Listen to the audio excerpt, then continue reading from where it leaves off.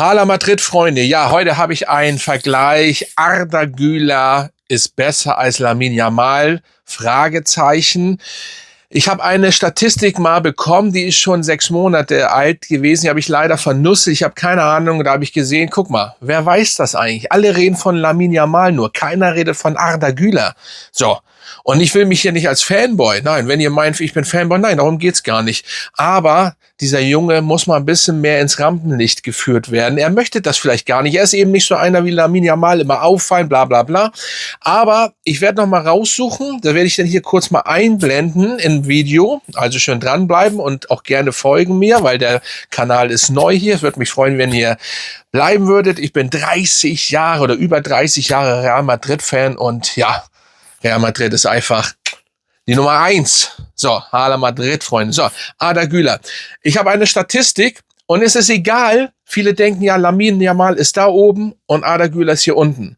Nein, Freunde. Wenn ihr die richtige Statistik seht oder überhaupt, auch wenn das vielleicht nicht, ja doch, die ist schon aktuell, aber ihr müsst mal gucken, das ist das Beste. Ich werde das hier einblenden. Das Beste, was ich finde, werde ich einblenden. Und wenn ihr das genau betrachtet, dann sagt mir bitte, wo ist Lamine Yamal besser? Ja, jetzt kommen wir. Vielleicht dribbelt er mehr. Vielleicht kann er mehr mit dem Ball umgehen. Aber das glaube ich auch nicht, weil wenn man beim Training Arda Güler sich anschaut oder überhaupt, dann wisst ihr, was der Junge kann.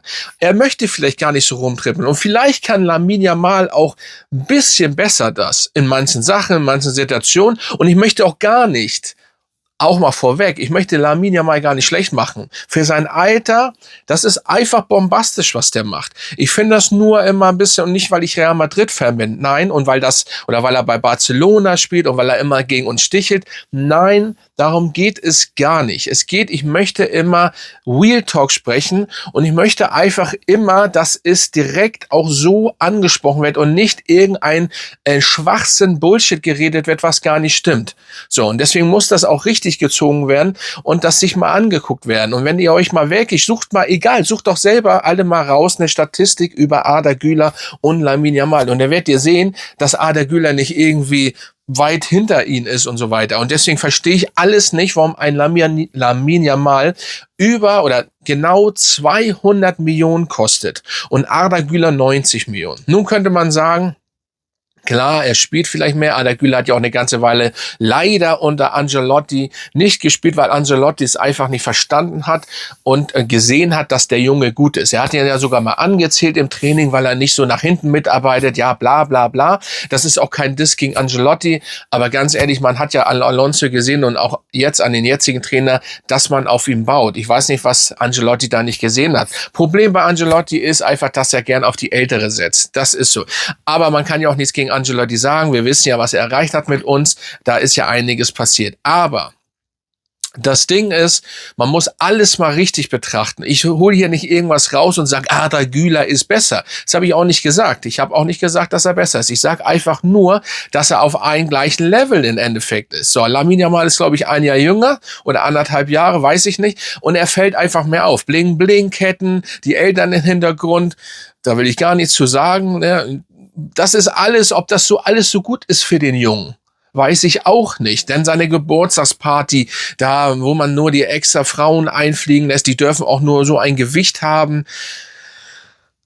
Normalerweise so ein Junge, ich meine, wenn er mal sein Vorbild Messi, vielleicht sollte Messi ihn mal klar machen, weil wenn du, er kann auch sehr tief fallen, der Junge. Das geht ganz schnell. Und das alles ist bei Arda natürlich nicht, sorry, steht hier, bisschen eng hier, ne? Bei Arda nicht. Und auf das muss alles mal geguckt werden, dass der andere sehr ins Rampenlicht möchte und Arda nicht. Aber spielerisch und der Statistik, Tore, auch für die türkische Nationalmannschaft oder spanische in Lamine Yamal, auf der anderen Seite, guckt mal die Statistik. Ich habe sie ja ab und zu mal, oder ich werde sie jetzt hier einblenden. Das Beste, was ich jetzt gefunden habe. Fakt ist, dass Arda Güler statistisch nicht schlechter ist, aber kostet um 110 Millionen weniger. Warum kostet ein Lamine Yamal, und das hat nicht mit Neid zu tun, sondern einfach mal ein logisches Denken, warum kostet er eigentlich überhaupt schon 200 Millionen, während Haaland auch 200 Millionen kostet und viel mehr Tore schießt. Ja, spielerisch vielleicht nicht, dass du drauf hast als Lamine Yamal, aber dieser Junge, ne, der hat's auf jeden Fall drauf und der kam weniger. Der kostet jetzt auch 200. Warum nicht 220 oder 240, was MAP auf jeden Fall wert ist, wenn wir schon von Summen, so großen Summen reden. Das Thema, ich find's lustig, dass vielleicht endlich mal wieder so Spieler gekommen sind, weil sie werden nicht so einen Hype kriegen wie ein CR7 und ein Messi. Das wird so erstmal gar nicht passieren. Ne, das müssen auch viele verstehen, dass dieser Hype erstmal gar nicht mehr kommt. Da kommt nichts. Das waren die beiden und wenn die aufhören, da kommen sehr gute Spieler. Aber so wie die beiden, es sei denn, CR7, Cristiano Ronaldo sein Sohn und Messi sein Sohn, dass die das wieder machen. Man weiß es nicht. Damit will ich nicht Lamine Yamal und Arda Güler schlechter machen, aber diese Region, wo die beiden Messi und Ronaldo spielen, ist einfach alles, was darunter rum, das ist einfach so. Und für mich ganz klar und auch nicht, weil ich Real-Fan bin, ist trotzdem CR7 der Beste. Ganz einfach. Immer noch, der ist noch 3 Jahre älter und das, was er einfach macht, ist einfach geisteskrank. Und er hat überall hat er alles gewonnen, wo er hingegangen ist. So, also CR7 ist einfach, ja. Und ich wünsche Ihnen auch, ich habe es auch getippt vorher schon, alles ein bisschen enger hier, falls ihr das hören solltet, bin hier an Umbau gerade. Und ich hoffe, dass Portugal den Endeffekt Weltmeister wird, dass er das auch noch schafft. Weil mit Messi, der wurde ja Weltmeister, aber wie wurde er Weltmeister? Ne? Aber das lassen wir einfach mal so. Auf jeden Fall, Arda Güler aus meiner Sicht nicht schlechter als Lamine Yamal. Und damit mache ich Lamine Yamal nicht schlecht. Aber er ist eben so, dass er sehr extrem auffällt. Und guck mal, wo Arda Güler ist. Fällt er auf? Er fällt gar nicht auf. Und trotzdem hat er so einen Stellenwert im Endeffekt. Und nicht nur, weil ich das schon gelesen habe in den Kommentaren, nicht nur, weil er bei Real spielt.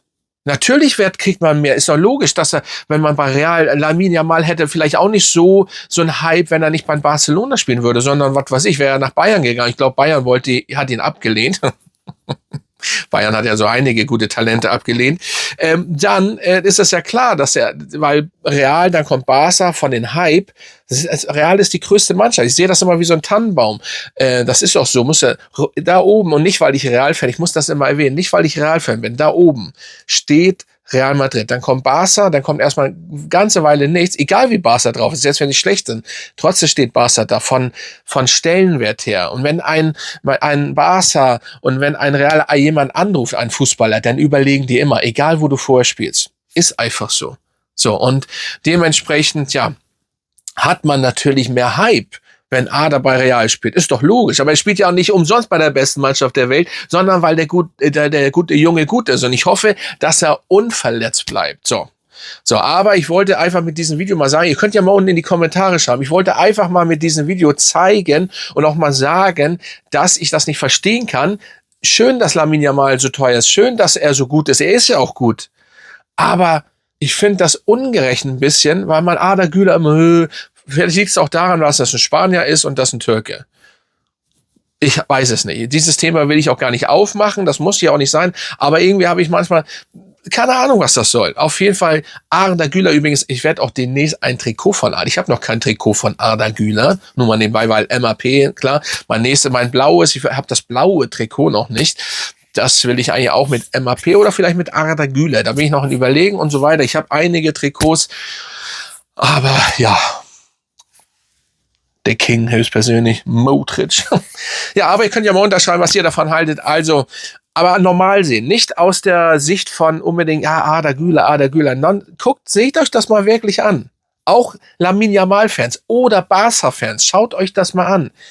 Also, nicht da steht nicht Lamine Yamal und da Arda Güler. Wenn, stehen sie gleich. Wenn nicht Arda, also ganz ehrlich, ne? Schaut euch das wirklich mal an. Ja, dann Hala Madrid. Und soll ich jetzt noch mal drauf eingehen, auf das nächste Spiel? Nee, ich glaube, das machen wir ein andermal. Ne? Das gehört hier nicht rein. Genau, das machen wir morgen. Und dann Samstag ist, glaube ich, das Spiel, wenn ich mich nicht ganz täusche, gegen Villarreal.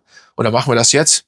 Können wir ja noch nicht, ne? Aber es wird nicht so ein leichtes Spiel wie gegen Monaco, denke ich mal. Ne? Deswegen habe ich den Ball flach gehalten mit den 6-1, schön und gut, aber abwarten. Villarreal wird ein anderer Gegner sein. Oder wir haben jetzt den Befreiungsschlag.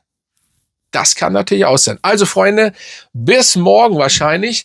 Bis zum nächsten Mal und folgt mir hier gern und natürlich auch auf TikTok. Da mache ich Kurzvideos und so weiter und so fort. Und dann bin ich raus, Freunde.